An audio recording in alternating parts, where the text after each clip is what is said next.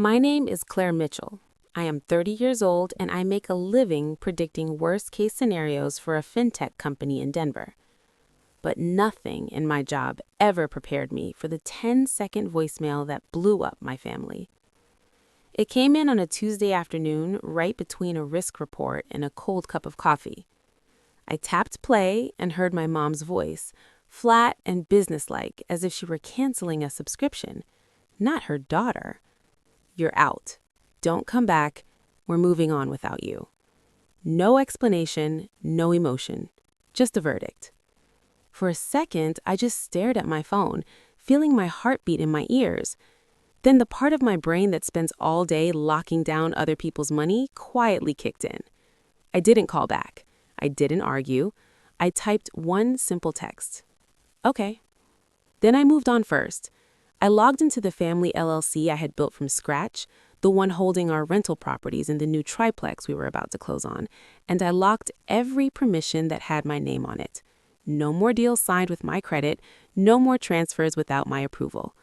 Then I called the real estate agent and pulled myself out of the house deal they were counting on. House deals laid. Finally, I froze the retirement account structure I had set up for them so nothing could be changed or drained behind my back. By the time my coffee was finished, so was every easy road they thought they had through me. I figured that would be the end of it. Instead, by the next morning, my phone showed 46 missed calls and a voicemail from their lawyer saying, "We have a serious problem." I actually laughed when I heard it and typed my reply, because they had no idea the problem wasn't me being gone, it was what I took with me. Stay with me until the end, and you'll see how one cold voicemail turned into a family revenge story where the person they tried to cut out ended up holding every last card. The next morning, I woke up to my phone buzzing itself toward the edge of the nightstand. For a second, I thought it was my alarm.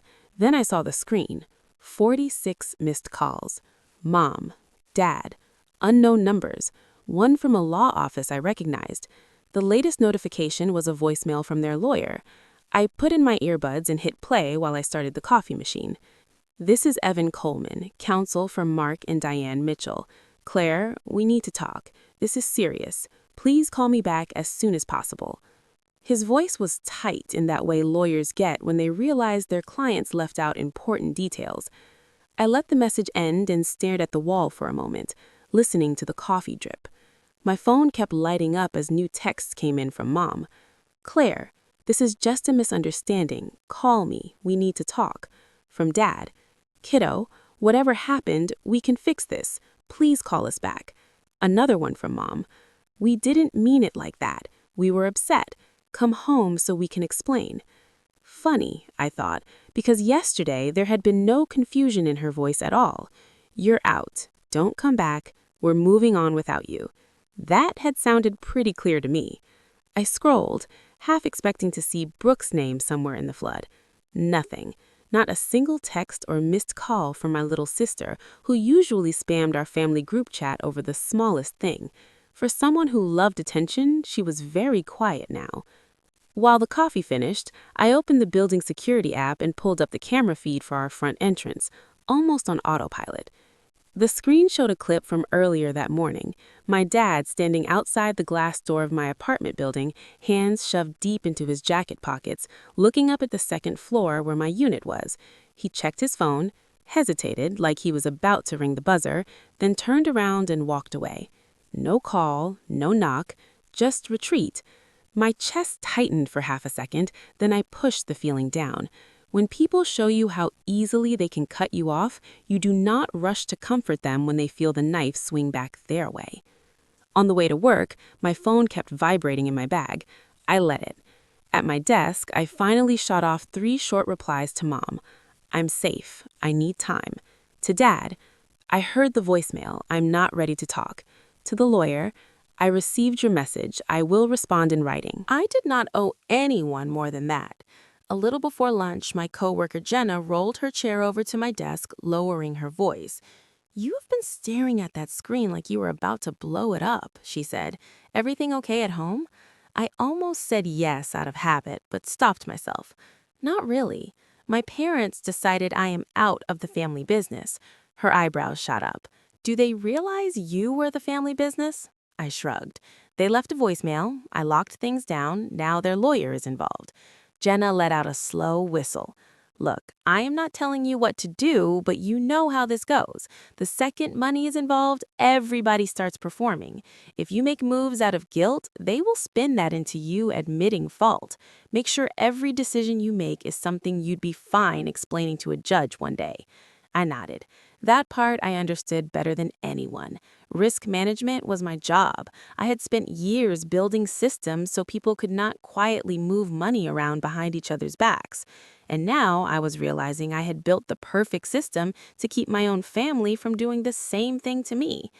As I walked to the break room to refill my coffee, my phone buzzed again. A new text from an unknown number. Heard you pulled out of the triplex because you're overwhelmed. You okay? It was a cousin on my dad's side. Overwhelmed? That was definitely not my word. It sounded like something Brooke would say while blinking back fake tears. The pieces started to line up in my head. The timing of her losing her marketing job. The way she'd started throwing around phrases like streamline the LLC and free up equity at Sunday dinners, as if she had ever cared about spreadsheets before. The fact that she was the only one quiet now, like a puppeteer who had already pulled the strings and was waiting off stage to see the outcome. I stared at my phone and felt the first clean edge of anger, sharp and cold, slide into place. If Brooke was behind this, if she thought she could shove me out of what I built and climb into my spot while our parents played along, then she had chosen the wrong sister to pick a financial fight with. 2 days later, I tried to pretend life was normal by doing something painfully ordinary. I went to the local coffee shop I always hit on Saturdays, the kind of place where the barista knows your order and the regulars talk about hiking and housing prices. I had just picked up my latte when I heard someone call my name. Claire, hey! I turned and saw Tom Reynolds, one of my dad's old buddies from the garage he used to work at. He clapped me on the shoulder like nothing was wrong.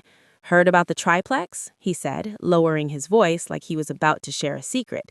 Tough stuff. I frowned. What about it? He winced. Just what your mom and Brooke were saying in the family group chat, that you pulled out because work pressure got to you, that you were overwhelmed and it was not a good time for you mentally. He said mentally the way people do when they are afraid to say break down. I felt my jaw tighten. Overwhelmed? There it was again. I forced a smile so tight it felt like it might crack. Yeah, well, you know how rumors travel, I said. Tom patted my arm, told me to take care of myself, and wandered off to the sugar station. I walked out of the shop before my face showed what I was really feeling. Outside in the cold Denver air, I pulled out my phone and scrolled back through my messages. Not one call from Brooke, not one text, but somehow she was comfortable telling extended family that I was too unstable to handle a house deal I had practically engineered. That was not just gossip, that was groundwork. Sitting in my car, I opened my contacts and tapped a name I had not used in months.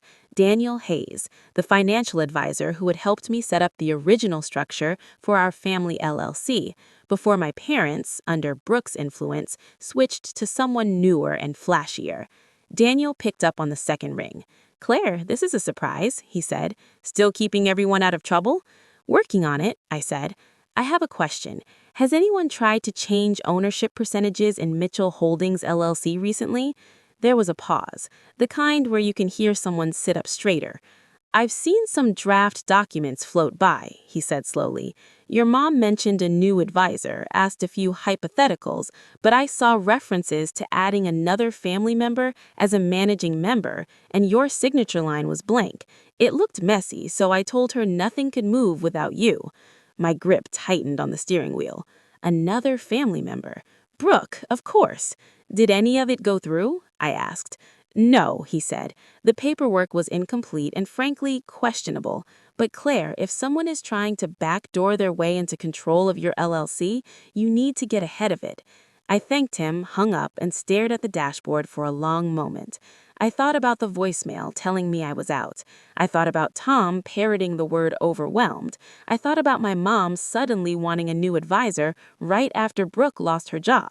This was not random. This was a plan with a shaky legal backbone and a lot of emotional manipulation on top. A new notification popped up while I sat there. From Brooke, finally. What do you think you're doing, Claire? Pulling out of the house deal, freaking everyone out, locking down accounts? This is a mess, and you are making it worse. For a second, my fingers hovered over the keyboard. I almost unleashed everything boiling in my head. Instead, I deleted the reply draft and opened my email. First, I wrote to the real estate agent. Per our conversation, please consider this written confirmation that I have withdrawn from the Mitchell triplex purchase as a borrower and primary qualifier. Any further representation that I am participating in this transaction is inaccurate and unauthorized. Then I asked for a formal cancellation notice to be sent to my parents, copying their lawyer. Next, I opened a new message, this time addressed to Brooke, but written like any other risk escalation I would send at work. Brooke, this email serves as formal notice that any attempt to alter ownership, signature authority, or financial structure related to Mitchell Holdings LLC, its associated properties, or retirement accounts without my written consent is unauthorized and may constitute fraud. Do not sign my name. Do not imply my approval. Any such action will be documented and shared with legal counsel. Claire. No yelling, no name-calling, just facts and consequences. I sent it, then turned my phone face down on the passenger seat. By the time I drove home, my call log showed 6 more attempts from Mom, 3 from Dad, none from Brooke. At my apartment, I opened my laptop and started a new folder labeled Family Risk File. I dragged in screenshots of texts, the lawyer's voicemail, Daniel's notes, the email I just sent. Every move, every lie, every attempt to paint me as unstable was going in there. Because if Brooke was building a story where I was the problem, where I was the weak link to be cut out so she could slide in, then I was going to build a better story, one backed by timestamps and evidence. And I could not help wondering, as I watched the files pile up on my screen, how many families blow up like this because one person values the truth less than the role of victim they have been rehearsing their whole life. 3 days later, an unknown number flashed on my screen in the middle of a spreadsheet. I almost let it go to voicemail until I saw the firm name. This is Claire. Hi, Claire. This is Jason Liu, your parents' new financial advisor, he said. I just need to go over some discrepancies in the Mitchell retirement structure. That word made me sit up. He explained he'd been reviewing the LLC and retirement accounts and had seen draft forms adding Brooke as a co-trustee or managing member, with my name referenced as approving changes, but no actual signature from me. To be clear, Jason, I have not approved anything, I said. I haven't signed a thing since the day and I set it up. Jason sighed. I figured your family is under the impression you stepped away and that these changes are what you want. The word overwhelmed came up. From a compliance standpoint, I needed your confirmation. Treat every request as unauthorized unless you see my live signature, I told him. If someone claims otherwise, ask for written proof. You won't get any. After we hung up, my cousin Megan called. Are you okay? She blurted. Because the way Brooke has been talking, it sounds like you are falling apart. I asked what exactly Brooke was saying. That you pulled out of the triplex because of anxiety? That you hoard control of the LLC? That you threatened to cut Mom and Dad off financially? Megan said. Now she's posting about abuse of power in families. None of that is true, I said. Megan lowered her voice. I didn't think so. It doesn't match the Claire who paid for their roof. I just wanted you to know what was being said. Thanks. Screenshot if you feel like it. Otherwise, don't feed her audience. We hung up. A second later, an email thread popped into my inbox. Subject, Mitchell Triplex Purchase Update.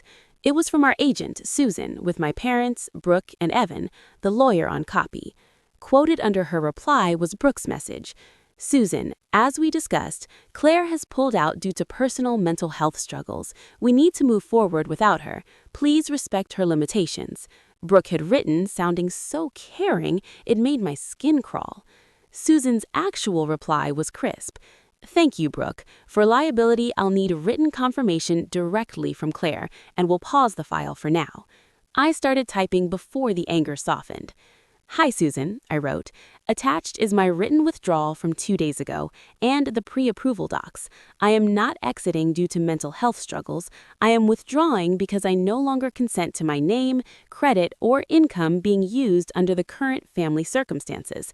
Any other description of my decision is inaccurate. Thanks for pausing the file. Claire.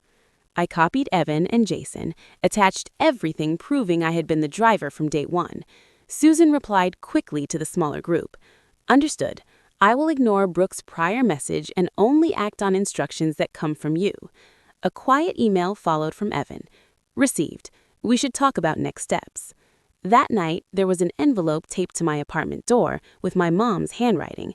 Inside, on lined paper, she'd written, "We love you. We were emotional. Please call us so we can fix this before it goes too far. Love, Mom." For a second, my chest hurt. I could picture her at the kitchen table while Brooke paced and cried, arranging the story. My phone buzzed again. Megan had sent a screenshot of Brooke's newest post.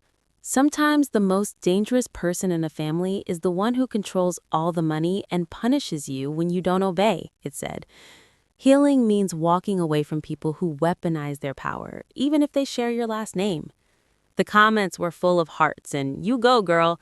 I put the note from my mom next to my laptop and opened the folder labeled Family Risk File. Emails, voicemails, advisor notes, screenshots, all lined up in neat little rows.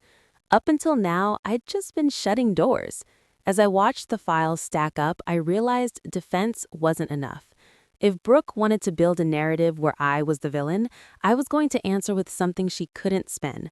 A simple, documented story that left her standing alone in the light. The next morning, while I was at my desk, my phone buzzed with the new text from my mom. "Just 5 minutes, no arguing, please." I stared at it. 5 minutes wasn't going to fix a voicemail that told me not to come back, but it sounded more like her than anything she'd sent in weeks. "Call me," I wrote. She answered immediately, and I heard the faint speaker echo. "Your dad is here too," she said. "Hey, kiddo," Mark added. "You wanted 5 minutes," I said. Mom exhaled. "We messed up, Claire. Saying you're out, don't come back, that was extreme. We shouldn't have said it like that." "You didn't," I said. "You said exactly that." She went quiet, then tried again. "Your sister told us things. She said that you were planning to cut us out of the LLC, talking to lawyers about removing us from retirement accounts, saying you were tired of carrying us and wanted full control. She said you told her after dinner in the car." "None of that ever happened," I said. "Did you hear those words from me directly?" "Well, no," Mom admitted. "Brooke said you talked in the car on the way home." "I took my own car that night," I said. "I left alone. There was no car ride." Dad swore softly. "Why would she make that up?" Mom whispered, but it sounded like she already knew the answer. "Maybe because she wanted what I have," I said. "If I am unstable and power-hungry, sliding herself into documents looks like protecting you, not using you." Dad sighed. "This is past family drama now. Evan called. Jason called you. Susan calls to the house." "I know," I said. "That's why I'm done with whispers. We're going to sit down, all 4 of us, in the same room. No speakerphone, no vague posts. I'll bring documents, you bring everything Brooke told you. Then we see what survives." "Do we have to involve lawyers?" Mom asked. "They're already involved," I said. "The question is whether they see Brooke's story first or the evidence." "When?" Dad asked. "Tomorrow, 6 at the house," I said. "If Brooke won't come, that's an answer too." The next evening, I walked into my parents' living room with a thick folder under my arm. Same beige couch, same framed school photos, completely different air. My parents sat together on the sofa. Brooke perched in an armchair with a tissue like a prop. She wouldn't look at me. "Thanks for coming," Dad said.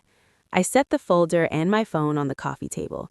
"Just so we're clear," I said, "nothing about this is off the record, in my head. If anyone lies, I won't keep it here." Brooke scoffed. "Wow, way to make this hostile. We're family." "Then the truth shouldn't scare anyone," I said. Mom twisted her hands.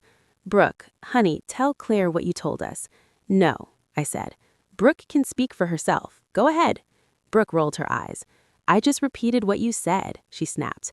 That you were done carrying everything, that you were thinking of pulling your name off things, that you wanted full control of the LLC so you didn't have to consult them. And this was in the car after dinner, right? I asked. She nodded. Yeah, you were upset. You probably don't even remember. I opened the folder, pulled out a printed statement, and slid it over. That night at Harbor Grill, right? Check the timestamps. Mom's eyes moved down the page. Brooke's rideshare receipt to their house at 10:15. My gas station charge across town at 10:13. Different routes, different cars. I drove myself, I said. You took a car alone. There was no car conversation. Maybe it was another night, Brooke said quickly. Before you say that, here's the only other time we all had dinner in the last 3 months, I said, flipping to another printout. That night, you left early to meet friends. I stayed to pay. No private ride then either. Dad leaned back slowly. Brooke, he said quietly. She shrugged. Memory is weird. Okay, I was trying to help. I thought she was serious about needing a break. I laid down the email to Susan next. My withdrawal sent the for Brooke's mental health story, then Susan's reply saying she'd ignore anything that didn't come from me, then Jason's note about draft documents with my name referenced but not signed, then screenshots of Brooke's posts and Megan's messages. One by one, the pages built a line from my voicemail to this couch. Mom finally turned to Brooke. You told us you saw emails, she whispered. You told us Claire said she was done with us. Brooke sat up straighter. So now you just believe her because she printed things? She says she's always liked control. She's twisting everything to make me look crazy. Dad fixed his eyes on her. The truth doesn't fall apart when you hold it next to a receipt, he said. Yours did. Mom looked at me, and for the first time since that voicemail, I saw something shift. We always thought you could handle more, she said. We saw Brooke as fragile, so we protected her and pushed responsibility onto you. And now I'm sitting here realizing the only person who has lied to us is the one we told not to come back. Brooke opened her mouth, but Mom lifted a hand. Not this time, she said softly. The word no landed between them, and I felt something inside me finally quietly slide back into place. They had tried to cut me out based on a script Brooke wrote. Now they were watching that script burn page by page and realizing they were seconds away from losing the one person who had actually kept them afloat. The silence after my mom's nose sat there like a fifth person in the room. Brooke shifted in her chair, eyes darting between our parents and me, testing which way the wind was blowing. So what now? She snapped finally. You've got your little packet of papers. Congratulations, Claire. Are you happy you made Mom cry? I ignored the jab. This is not about anyone crying, I said. It's about consequences. You told me I was out. You tried to push changes through behind my back. You told people I was unstable so you could step into things I built. That has to mean something other than a sad Facebook post and everyone pretending it never happened. My dad rubbed his jaw the way he did when he was lining up a difficult repair in his head. What do you think should happen? He asked. Brooke whipped her head toward him. Seriously, Dad? You're asking her? I met his eyes. You wanted me out of the family business, I said. Fine. I'll step back from being the default safety net, but that also means no one gets to quietly use my name, my credit, or my work, starting with making sure Brooke has zero access to anything I've set up. My mom hesitated. Brooke doesn't have access, she started, but I shook my head. Not formally, maybe, I said, but she's been in meetings. She's been in group chats about the triplex. She's been talking to advisors like decisions were already moving in her favor. That stops today. Dad sighed, looked at Brooke. Honey, he said, we need to be clear here. No more talking to advisors for us. No more speaking on our behalf. No more hinting that Claire is okay with things when she is not. Brooke blinked hard. So you're just going to cut me out? She said, voice going high and thin. After everything I have done for you? What exactly is that? I asked, unable to stop myself. The Instagram story about being raised by wolves in the suburbs, or the half-baked business plans you wanted me to fund? Mom flinched, but didn't scold me this time. Mark, she said quietly, maybe we should make it official. No additional beneficiaries, no shared accounts, no promises we can't keep. We've been saying for years we'd help Brooke start something, pay off this card, co-sign that loan. All it has done is make her think she is entitled to money that isn't theirs until Claire builds it. I looked at her, surprised at how blunt she was being. Diane turned to me. "We want you to rewrite the documents," she said. "The LLC, the retirement stuff, all of it, based on what you think actually makes sense, not what we say in the middle of a fight." I stared at her. "You're asking me to take control again after you just told me to get out," I said. She nodded, eyes wet. "I'm asking you to do what you have been doing this whole time," she said, "only this time with us admitting you know more than we do." Brooke let out a harsh laugh. "Unbelievable! You are handing her everything. You're punishing me because I told the truth about how she treats us?" Dad looked at her steadily. "The truth would have held up against the gas receipt," he said. "Yours didn't. That is the difference." For the first time since I'd walked in, Brooke looked genuinely shaken. Her eyes flicked to me, searching for some old version of me who might offer a lifeline. I didn't. Mark took a breath. "Here's what we're going to do," he said, falling into the firm tone he used to use at the shop. "Claire, you and Evan and Jason figure out whatever it takes to make the LLC and the retirement accounts bulletproof. You and I remain the only managing members. Your mom is a beneficiary. Brooke is not in any position of control anywhere. If we help her, it will be from our own pockets, not by opening back doors into what you built." Brooke sat forward. "You can't just erase me like that," she said. "I'm your daughter, too." My mom winced. "We are not erasing you," she said. "We're stopping pretending money we don't have is going to fall from the sky because we put your name on something Claire made. If we ever help you, it will be because you have a real plan and we can actually afford it, not because we feel guilty." Brooke switched tactics so fast it made my head spin. "Fine," she said, tears welling up. "Then let me prove it, Claire. Give me a small role in the LLC. Let me do social media or something. Let me show you I can contribute instead of just taking." It was almost impressive the way she slid from outrage to pleading to the angle that made her look the most reasonable.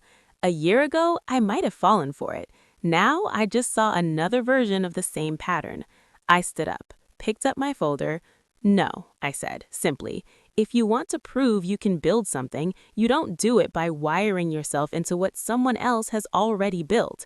You do it by starting with nothing, like I did." My mom looked between us. "Claire, isn't that a little harsh?" she asked softly. I shook my head. "Harsh was being told I was out and should not come back," I said. "Harsh was having my stability used as a prop to get sympathy online. This is just boundaries, Mom. There's a difference." Brooke glared at me. "You're going to regret this," she hissed. "You think you can cut me off and walk away clean?" I picked up my phone and slid it in my bag. "No," I said. "I think I can protect what I have earned and stop you from turning my work into your safety net. Whatever happens to you after that is not on me." On my way out, my dad walked me to the door. "I am sorry," he said quietly, "for the voicemail, for not asking you first, for letting it get this far. I believed what was easiest to hear." I nodded, feeling a complicated mix of relief and sadness wash over me. "I know," I said, "but believing the easy story does not mean the consequences are easy too." Over the next week, the shifts became real. Jason sent over revised drafts with only my and Mark's names in control positions. Evan scheduled a meeting where my parents signed documents limiting who could ever touch their accounts. I updated the LLC operating agreement to explicitly state that no new managing member could be added without unanimous written consents from existing ones. There was no line where Brooke's name could even be penciled in later. When the last signature dried, I felt something settle into place. Not revenge as a dramatic moment, but revenge as a structure, a system in which the person who tried to push me out no longer had any way in. A few days after that, Brooke showed up at my office unannounced, eyes big and red, asking the receptionist for me. She was holding a binder, the kind you bring to pitch a project. I met her in the lobby, arms crossed. "I have a business plan," she said, thrusting the binder toward me. "Events, brand partnerships, influencer collaborations. If you just invest a little, I can pay you back and prove everyone wrong." I didn't take the binder. "Start it without me," I said. If it works, you won't need my money. If it doesn't, you'll know why I said no." Her face crumpled, anger and panic fighting for space. "You are really not going to help me," she whispered. "Not after everything." I thought of Daniel's warning, Jason's caution, Megan's screenshots, my mom's notes, my dad's quiet apology, that voicemail that started all of this. "I'm done helping people set themselves on fire with my gasoline," I said. Then I turned and walked back through the secured door to my floor, leaving her and her binder and all of her almost on the other side. A month later, I stood in the driveway of a pale brick triplex on the edge of Denver, holding a box of kitchen stuff and watching my parents argue about where to put a bird feeder. The bottom unit was theirs now, officially in writing with a clause that said they could live there for the rest of their lives without anyone being able to touch it. My unit was on the second floor, light spilling through big windows. The third unit was already listed for rent, the numbers penciled out in a spreadsheet only I controlled.